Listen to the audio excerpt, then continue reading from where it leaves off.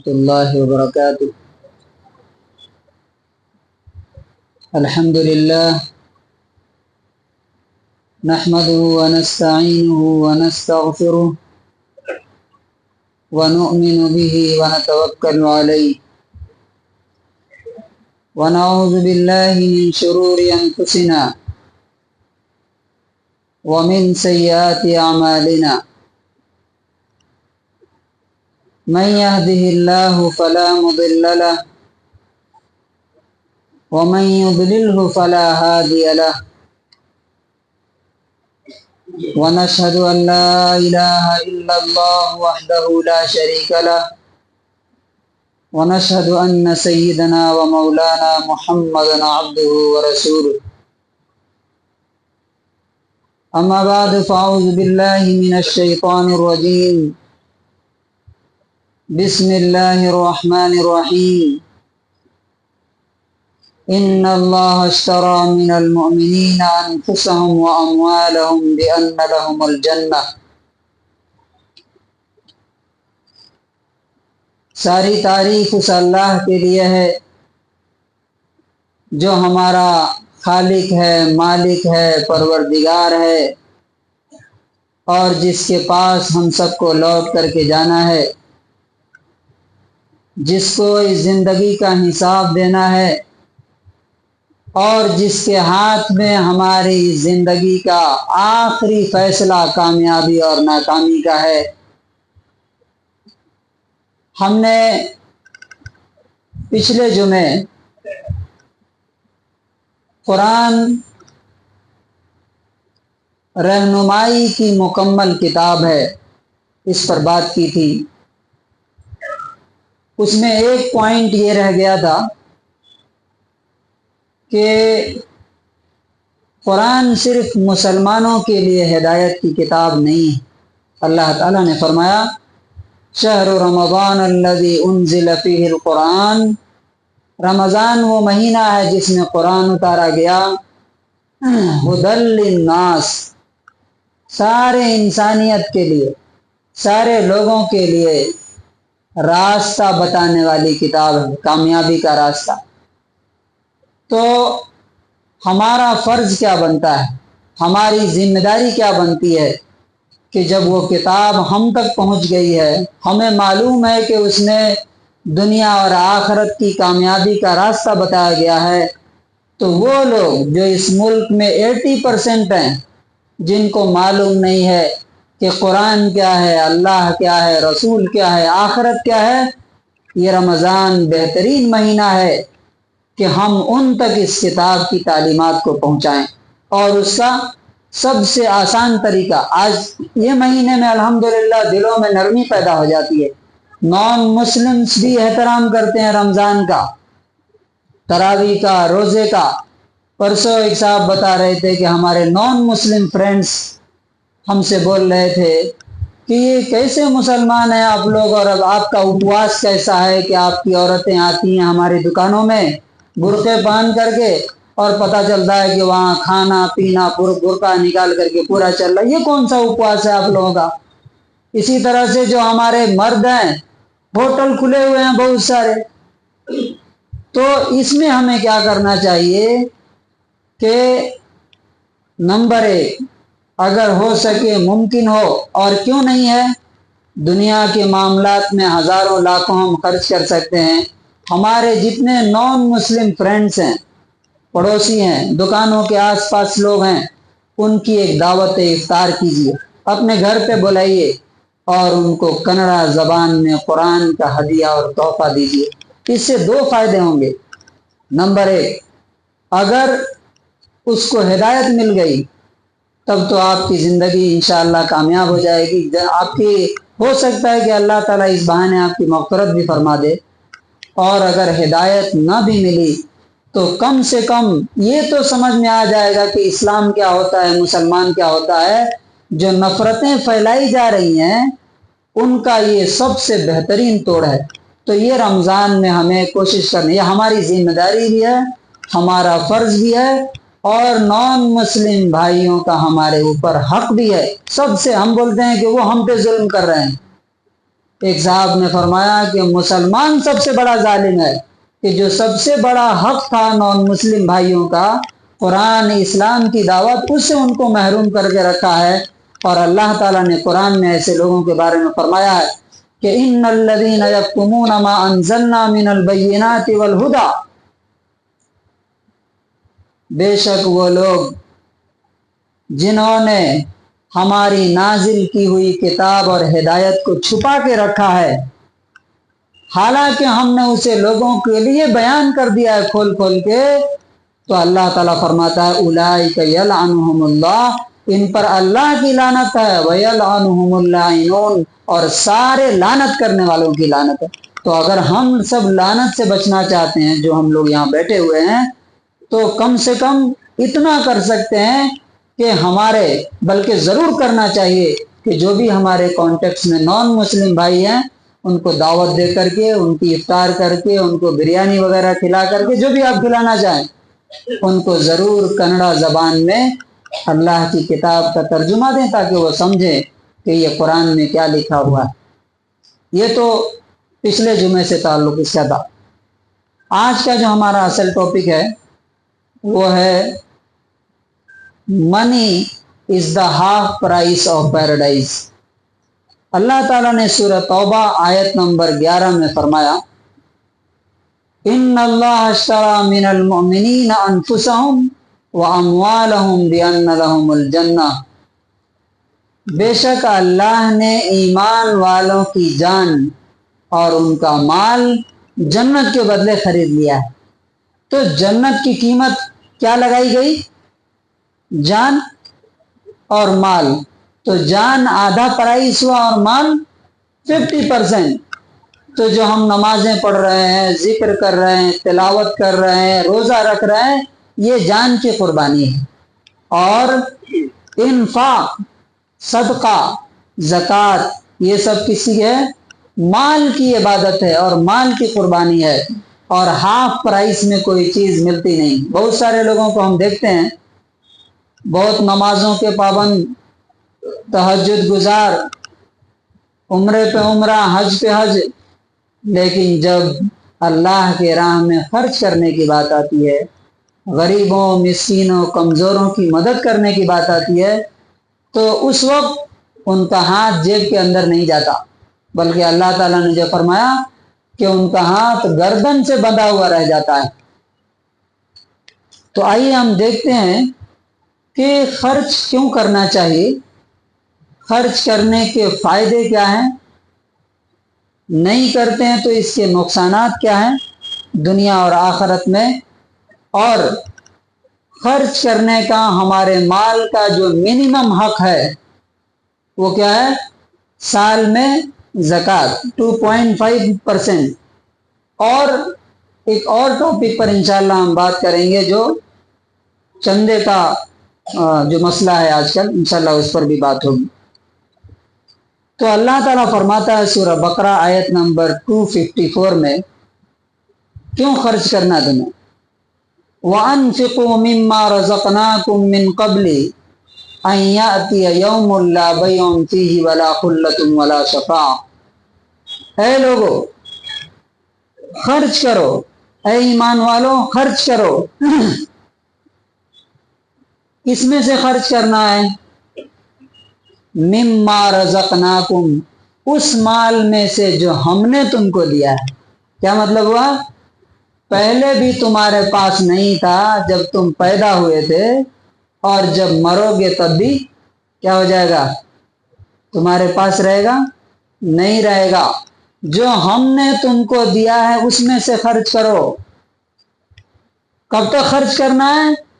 من قبل ان یاتی یوم، اس دن کے آنے سے پہلے پہلے، لا بیع فیہ، جس میں خرید و فروخت نہیں ہو سکتی۔ تم ایک نیکی بھی پوری دنیا بیچ کر کے دے دو گے، ایک نیکی بھی نہیں خرید سکو گے۔ لا بیع فیہ ولا خلۃ، نہ اس دن کوئی دوستی کام آئے گی، نہ کچھ خرید و فروخت ہو سکتا ہے، کاروبار ہو سکتا ہے، نہ کوئی دوستی کام آئے گی، ولا شفاعت، نہ کسی کی سفارش، کسی کی اپیل، کسی کا انٹرسیشن کوئی کام آئے گا، کوئی کام نہیں آئے گا، اس لیے خرچ کرنا۔ نمبر 2 اللہ تعالیٰ نے سورہ آل عمران آیت نمبر 92 میں فرمایا۔ آپ بولتے ہیں نا کہ اچھا انسان کون ہو سکتا ہے، نیک انسان کس کو کہا جائے گا؟ اللہ کی نظر میں ہر انسان اپنے آپ کو نیک سمجھتا ہے، لیکن اللہ کی نظر میں کرائٹیریا ہے۔ کیا کرائٹیریا ہے؟ لن تنالوا البر حتی تنفقوا مما تحبون۔ تم نیک بن نہیں سکتے، تم اچھے بن نہیں سکتے، تم وفادار بن نہیں سکتے، نیکی کے مقام کو نہیں پہنچ سکتے حتی تنفقوا مما تحبون، یہاں تک کہ اس میں سے خرچ نہ کرو جو تم کو پسند ہے۔ تو گویا کہ جن کے لیے جنت تیار کی گئی، اللہ کے نظر میں جو اچھے اور نیک لوگ ہیں وہ کون ہیں؟ وہ لوگ ہیں جو خرچ کرتے ہیں۔ تو اس لیے خرچ کرنا۔ اب آئیے خرچ کرنے کے کیا کیا فائدے ہیں؟ 5 فائدے میں نے لکھے ہیں، اور بھی بہت سارے ہیں۔ نمبر 1، ہم کہیں بھی انویسٹ کرتے ہیں، پیسہ لگاتے ہیں تجارت میں، کاروبار میں، تو کیا چاہتے ہیں؟ فائدہ، منافع، ملٹیپل ہو جائے۔ اللہ تعالیٰ کہتا ہے سورہ بقرہ آیت نمبر 245، من ذا الذی یقرض اللہ قرضا حسنا، کون ہے جو اللہ کو خوبصورت قرض دے؟ خوبصورت قرض، خوبصورت قرض میں کیا ہے؟ نمبر 1، مال پاک ہو، حلال ہو۔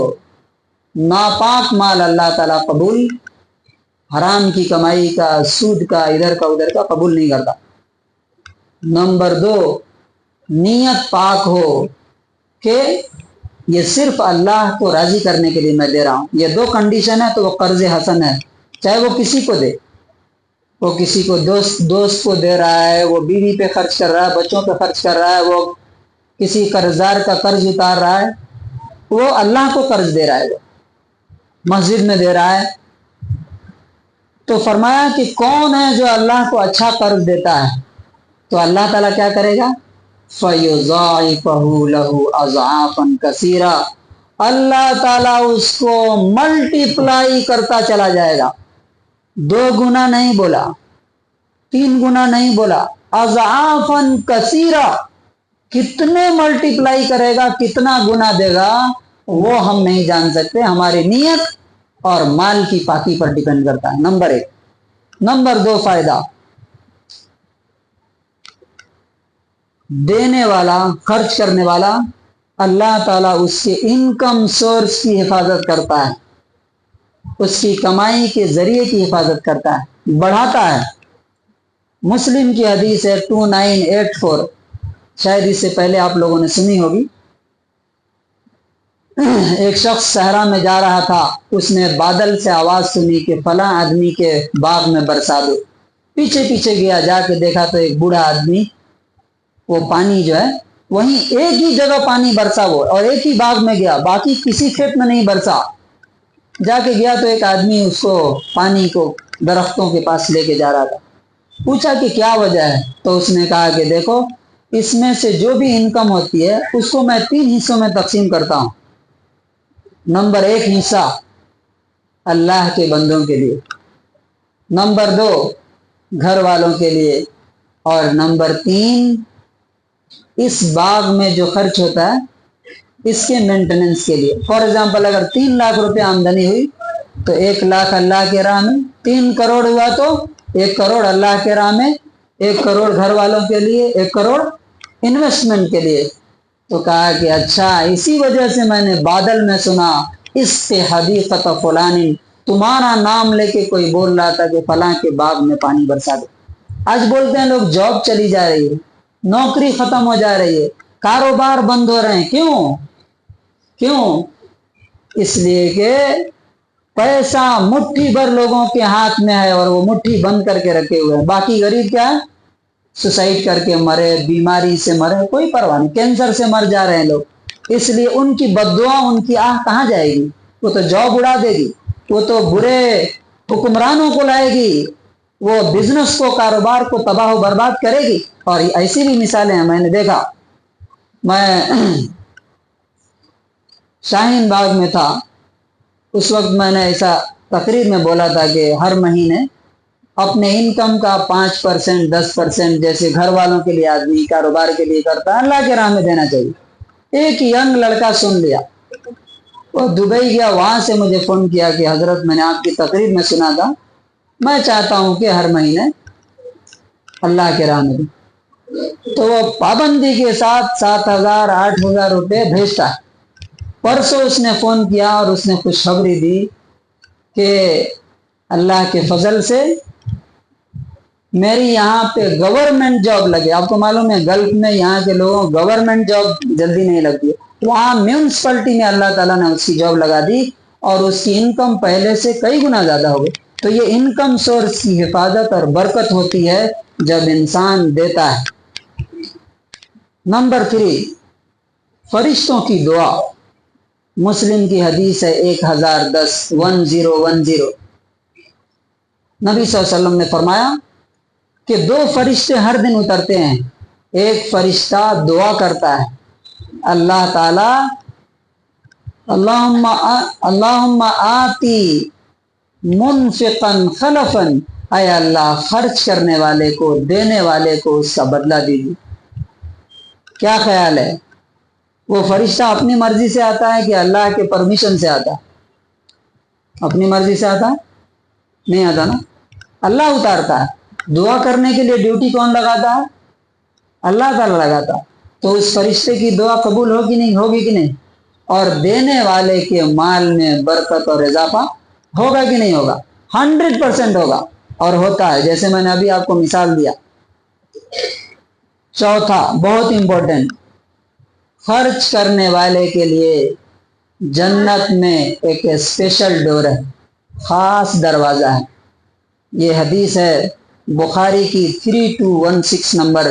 نبی صلی اللہ علیہ وسلم فرماتے ہیں من کان من اہل الصدقہ دعی من ابواب الصدقہ، جو آدمی اللہ کے لیے لوگوں پہ خرچ کرتا رہتا ہے اس کے لیے اسپیشل دروازہ ہے۔ اچھا، صدقہ کا مطلب ہم کیا سمجھتے ہیں؟ مانگنے والے کو دیا جائے وہی صدقہ ہے؟ نہیں، آپ اگر اپنا دوست کوئی ضرورت مند ہے اس پہ خرچ کرتے ہیں، آپ اگر اپنے نوکر پہ خرچ کرتے ہیں اگر ضرورت مند ہے، آپ مسجد میں دیتے ہیں وہ بھی صدقہ ہے۔ صدقہ مطلب کیا ہے؟ ثواب کا کام۔ ہاں، زکوٰۃ جو ہے وہ اسپیشل لوگوں کو دی جا سکتی ہے، باقی جو بھی آپ اللہ کے لیے خرچ کرتے ہیں، کسی کو دیتے ہیں، وہ سب کیا ہے؟ صدقہ ہے۔ اور صدقہ کرنے والوں کے لیے جنت میں کیا ہے؟ کیا ہے جنت میں؟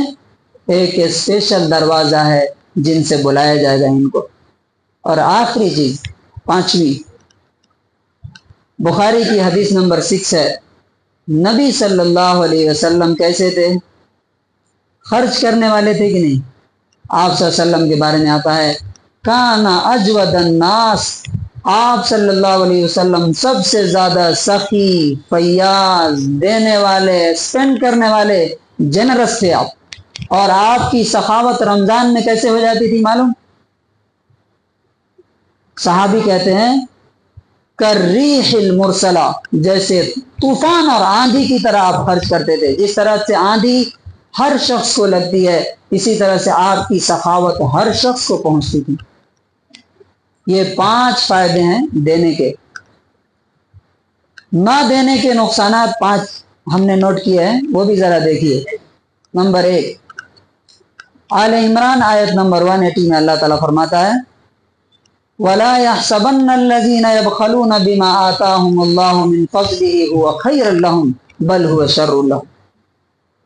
جو لوگ ہمارے دیے ہوئے مال میں، اللہ کے دیے ہوئے مال میں کنجوسی کرتے ہیں، بخل کرتے ہیں، وہ اس کو اپنے لیے اچھا نہ سمجھے، وہ ان کے لیے بہت ہی برا ہے۔ اور کتنا برا ہے؟ سَيُطَوَّقُونَ مَا بَخِلُوا بِهِ يَوْمَ الْقِيَامَةِ، قیامت کے دن وہ ان کے مال، ان کے سونے، ان کے پیسے، ان کے सारी चीजों को उनके गले का तौक बना करके नेकलेस की तरह डाल दिया जाएगा और दिखाया जाएगा कि देखो ये बकील है, ये कंजूस है, ये दुनिया में जमा करके रखता था, अल्लाह के बंदों का हक अदा नहीं करता था। जिल्लत। नंबर 2, तबाही और बर्बादी। सूरह हुमज़ा, वैलुल लिकुल्लि हुमज़तिल लुमज़ा अल्लज़ी जमअ मालन व अद्ददा, जिसने माल को जमा किया और उसको गिन गिन के रखा। 1 लाख हो गया तो 2 लाख कब होगा, 2 लाख हो गया तो अब करोड़ कब होना चाहिए, करोड़ हो गया तो। और आप देख रहे हैं ना दुनिया में क्या चीज की दौड़ है कि richest man in the world कौन है, रिचेस्ट मैन इन इंडिया कौन है, कितने लोग हैं। ये दौड़ में पूरी दौलत 10 से 20% लोगों के हाथ में चली गई है। ये आंकड़े बता रहे हैं, ये सर्वे बता रहे हैं। और बाकी 80% के खून चूस करके उनके जेब में डाल दिया गया। तो कहा कि अल्लाह ताला ने कहा कि ऐसे लोगों के लिए तबाही और बर्बादी है। सोचिए, जिनके लिए अल्लाह ताला तबाही और बर्बादी का ऐलान कर दे, अनाउंस कर दिया अपनी किताब में, क्या वो सेफ रह सकते हैं, क्या वो महफूज रह सकते हैं? हाँ, वो बर्बादी हो सकता है कि दूसरे रास्तों से आए, पैसे तो रहें, दूसरी चीजें अल्लाह ताला बर्बाद कर दे, सुकून छीन ले। नंबर 3, इनकम सोर्स अल्लाह ताला बर्बाद कर देता है वकील आदमी का। इसका सबूत कहाँ है? सूरह अल कलम आयत नंबर 17 से आगे एक वाकया है कि कुछ लोगों ने कहा कि हम गरीबों को नहीं देंगे, रात में ही चले चलो। वहां गए तो पता चला कि उनका बाग जल के राख हो गया था, खत्म। इनकम सोर्स तबाह बर्बाद कर देता है, बारिश नहीं होती है। नंबर 4, फरिश्ते की बद्दुआ। जो 2 फरिश्ते उतरते हैं हर दिन, उनमें से एक फरिश्ता बद्दुआ करने के लिए उतरता है। वो क्या कहता है? अल्लाहुम्मा आती मुमसिकन तलफन, ऐ अल्लाह बकील के माल को तबाह बर्बाद कर दीजिए, बकील को तबाह बर्बाद कर दीजिए।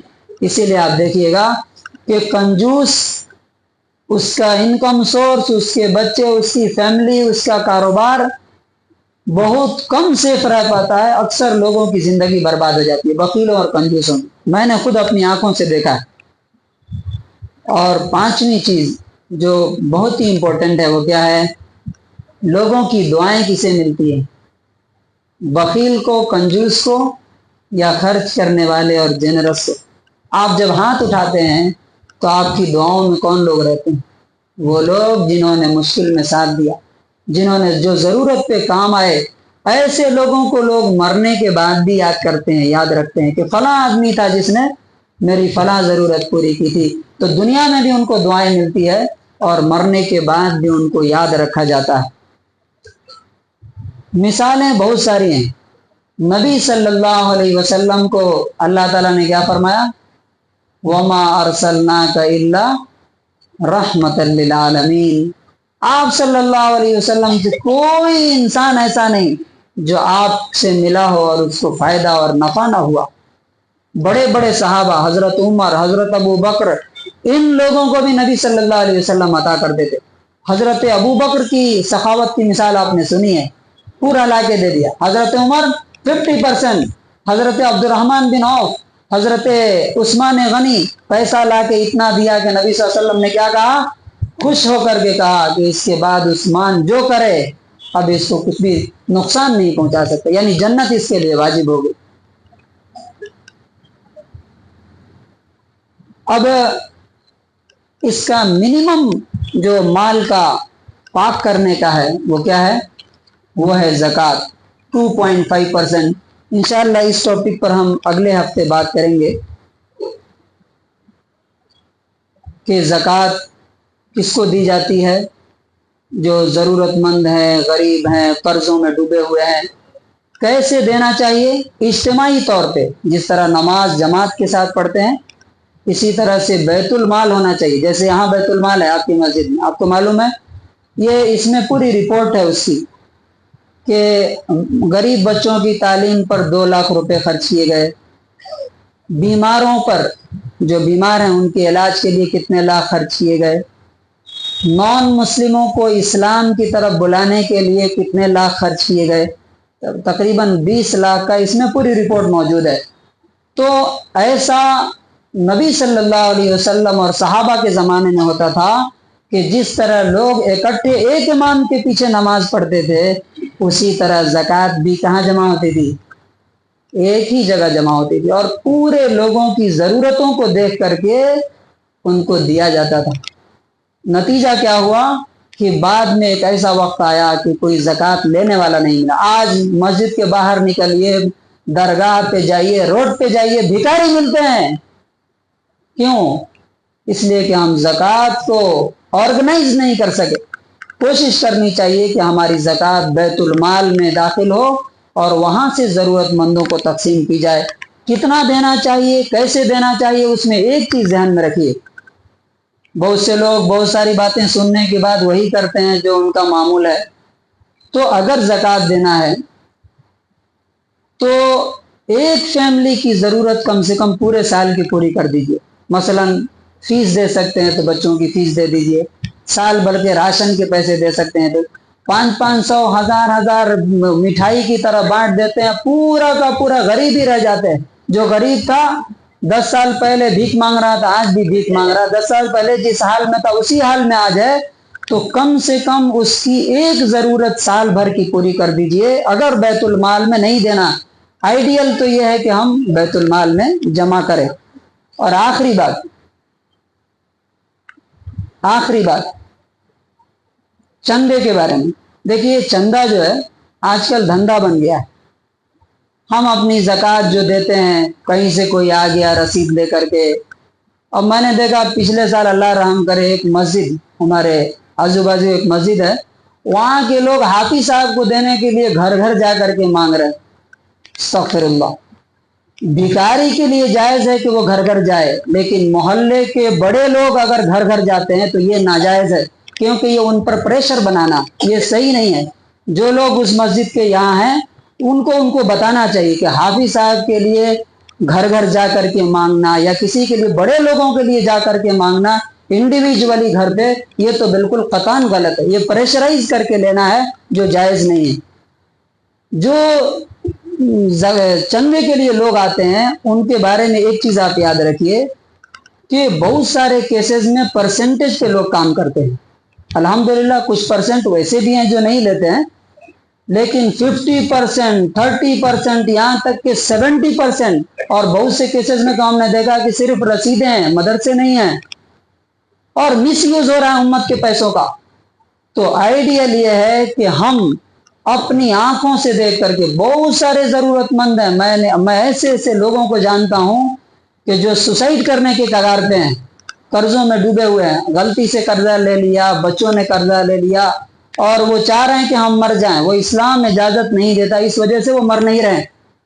तो जिन लोगों को आप ज़ाती तौर पे जानते हैं या आपके मोतमद लोग हैं, जैसे यहाँ पर है, आपको इस मस्जिद की गारंटी, मैं चूंकि 6 साल से देख रहा हूँ, ऐसा नहीं कि मैं यहाँ हूँ इसलिए बोल रहा हूँ। आप जिस टाइम आपको हिसाब चाहिए, पिछले साल कितनी ज़कात की रकम आई थी, कितने लोगों ने मदद की थी, आपको एक एक रुपए का ऑडिट होता है यहाँ का हिसाब। और दूसरी जगह का अगर आप हिसाब मांग दिए तो खैरियत नहीं रहेगी। यहाँ अल्हम्दुलिल्लाह 24 आवर्स आप जब चाहिए आकर के हिसाब ले सकते हैं कि मस्जिद में जो दिया उसका कहाँ कहाँ खर्च हुआ, और जो बैतुल माल में आपने दिया, जैसे बैतुल माल की रिपोर्ट यहाँ पे है, ऑडिट होता है सालाना, और उसकी पूरी रसीद, पूरे रिपोर्ट हमारे पास मौजूद होती है, जो हुकूमत भी आकर के चेक कर सकती है और कभी भी चेक करती है, उसके रेट पड़ते हैं तो। और दूसरी बात यह है, ऐसे लोगों को दीजिए जो मांगते नहीं हैं आपसे। अल्लाह ताला ने कुरान में स्पेशली कहा, तारिफुहुम बिसीमाहुम, उनके चेहरों को देख के तुम पहचान लोगे। वो मांगते नहीं है लोगों से, ऐसे लोगों को देने की कोशिश कीजिए। हम अल्लाह ताला से दुआ करते हैं, इंशाअल्लाह ज़कात के टॉपिक पर हम अगली बार डिटेल से बात करेंगे कि ये जो रमज़ान का महीना है, जहाँ हमें कुरान की दावत खुद भी समझना है, पढ़ना है, अमल करना है, दूसरों को पहुँचाना है। इफ्तार की दावत दीजिए अपने नॉन मुस्लिम दोस्तों को, उनको कन्नड़ा में तर्जुमा कुरान दीजिए, इंशाअल्लाह उनको हिदायत मिलेगी। और दूसरा ये कि जहाँ तक हो सके उन लोगों पर नज़र रखिए जो महरूम हैं, जिनको अल्लाह ताला ने कुरान में जिक्र किया है, लिस्साइल वल महरूम, मांगने वालों को भी दो اور جو محروم ہیں نہیں مانگتے ہیں ان کو بھی دو۔ اللہ تعالیٰ سے دعا ہے کہ اللہ تبارک و تعالیٰ ہمارے رمضان کے روزوں کو قبول فرمائے، ہمارے قرآن کے پڑھنے کو ہدایت کا ذریعہ بنائے، ہمیں نان مسلم دوستوں کو، جاننے والوں کو ان تک اسلام کی دعوت قرآن پہنچانے کی توفیق نصیب فرمائے، اور ہمیں دل کھول کر کے جنت میں اسپیشل دروازے سے داخل ہونے کے لیے، اللہ کی رحمت حاصل کرنے کے لیے، فرشتوں کی دعا، لوگوں کی دعا حاصل کرنے کے لیے اللہ تبارک و تعالی ہمیں خرچ کرنے کی توفیق نصیب فرمائے۔ اور جو پہلے میں نے بات کی تھی، اللہ سے ڈرنا چاہیے۔ بہت سے لوگ روزوں میں بھی علل اعلان کھا رہے ہیں، پی رہے ہیں۔ ہماری خواتین نان مسلم شکایت کر رہے ہیں کہ ان کی دکانوں پہ جا کر کے برقع ہٹا کر کے کھا رہے ہیں، پی رہی ہیں۔ ایسے کنڈیشن میں اللہ کی لعنت اترتی ہے، اور وہ وقت آتا ہے، ذرا دھیان سے سنیے، کہ جب اللہ کی ہدایت کا مذاق سر عام اڑایا جانے لگتا ہے۔ جو لوگ ہوٹل چلا رہے ہیں وہ بھی ذرا دھیان سے سنیں۔ اگر آپ کے ہوٹل میں مسلمان آ کر کے چائے پی رہے ہیں، کھانا کھا رہے ہیں، تو آپ کی مثال ایسی ہے کہ جیسے کوئی مرڈر کر رہا ہے تو آپ گن اٹھا کے دے رہے ہیں، آپ بھی برابر کے مجرم ہیں۔ کئی ہوٹل ہیں الحمدللہ، ایک KNF یہاں کیرلا ہوٹل ہے بازو میں، آپ دیکھیں گے رمضان میں دن میں بند کر دیتے ہیں۔ سی لینڈ ہوٹل ہے، میں جانتا ہوں کہ وہ بھی بند کر دیتے ہیں۔ اللہ تعالیٰ ان کو کئی گنا زیادہ دیا ہے، پہلے سے زیادہ۔ تو جو لوگ علل اعلان اللہ کے حکم کی خلاف ورزی کر رہے ہیں ان کو ڈرنا چاہیے۔ وہ وقت آتا ہے جب اللہ غصہ ہوتا ہے، اذانیں بند ہو جاتی ہیں۔ ابھی انڈیا میں کسی اسٹیٹ میں اذانیں لاؤڈ اسپیکر سے بند ہے، معلوم ہے آپ کو؟ معلوم ہے؟ ایک اسٹیٹ ہے جہاں پر لاؤڈ اسپیکر سے اذان بند ہو گئی۔ وہ وقت بھی آتا ہے جب نماز اللہ تعالیٰ پڑھنے نہیں دیتا، بلکہ مسجدوں میں سور اور کتے باندھے جاتے ہیں، یہ بھی تاریخ میں دیکھا ہے۔ اور مسلمان نام لینا جرم بن جاتا ہے، جلا دیا جاتا ہے یا قتل کر دیا جاتا ہے۔ یہ کب ہوتا ہے؟ جب اللہ کے حکم کا مذاق اڑایا جانے لگتا ہے، اللہ کی ہدایت کو ایکسپٹ نہیں کیا جاتا ہے۔ تو اللہ تعالیٰ سے دعا ہے کہ اللہ تعالیٰ ہمیں رمضان کا احترام کرنے کی توفیق نصیب فرمائے، روزوں کے احترام کی توفیق نصیب فرمائے، اور اس کی ہدایت پر عمل کرنے کی توفیق نصیب فرمائے۔ بارک اللہ لنا ولکم فی القرآن العظیم ونفعنی وإیاکم بالآیات والحکمۃ۔